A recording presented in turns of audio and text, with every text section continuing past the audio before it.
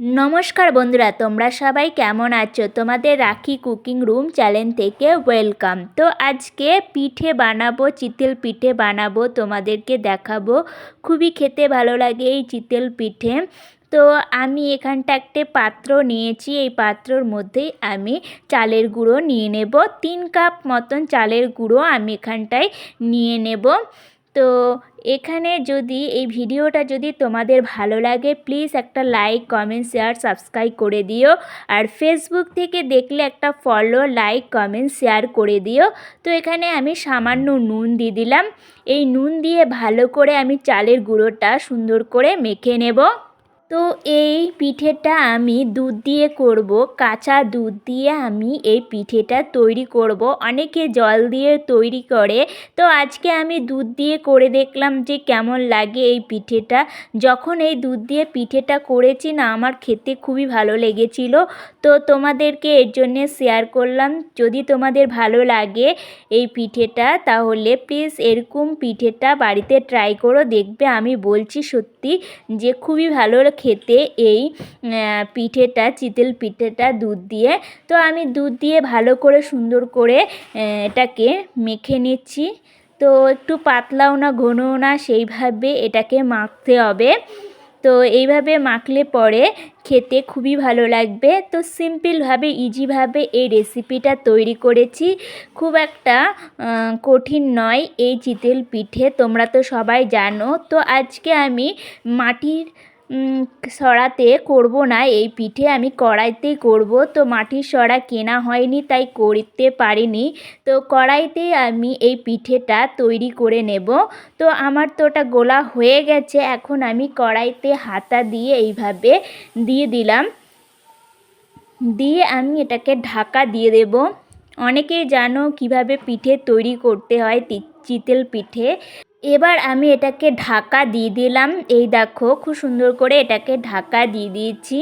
তো তারপরে আমি এখানটায় জল দিয়ে দিলাম। এইভাবে জল দিয়ে এটাকে হতে দিতে হবে কিছুক্ষণ ধরে, এটাকে পিঠেটা হতে দিতে হবে।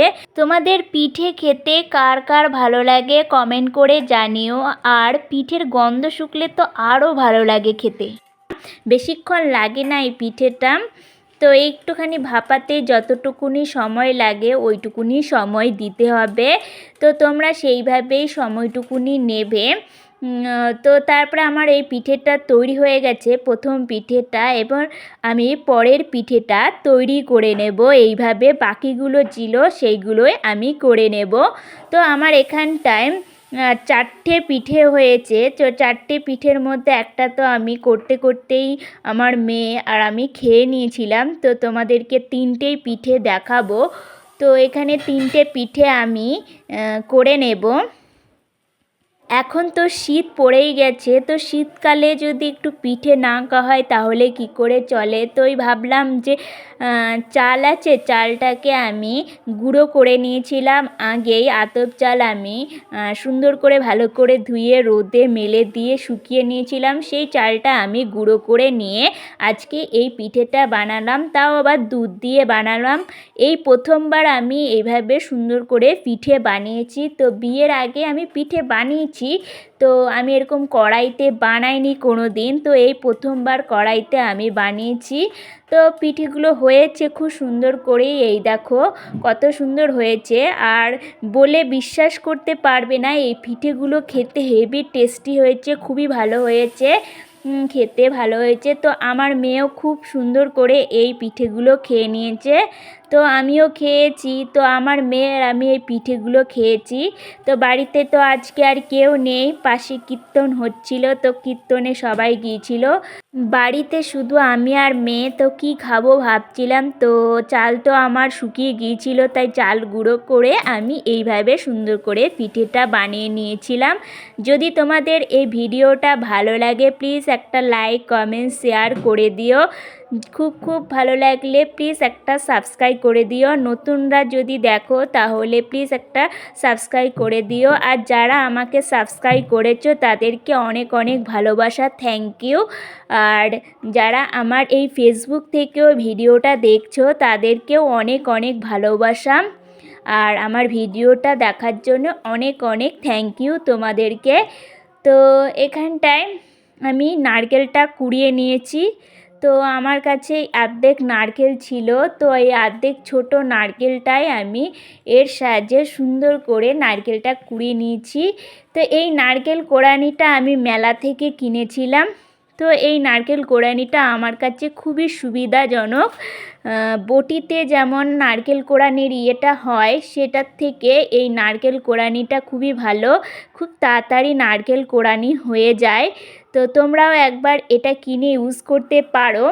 তো আমি এখানে মাটির থালা নিয়ে নিয়েছি। তো মাটির থালার মধ্যে আমি পিঠেটা সুন্দর করে সাজিয়ে দিয়েছি।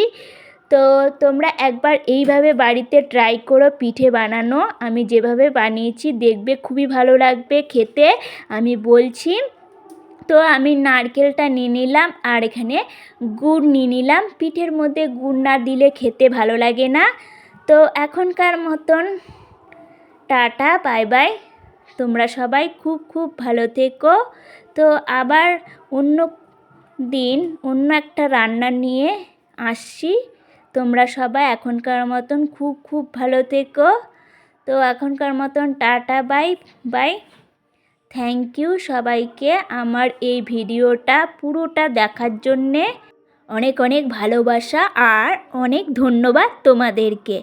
যদি ভিডিওটা ভালো লাগে প্লিজ তাহলে একটা লাইক, কমেন্ট, শেয়ার, সাবস্ক্রাইব করে দিও। তো এখনকার মতন tata, bye bye, thank you.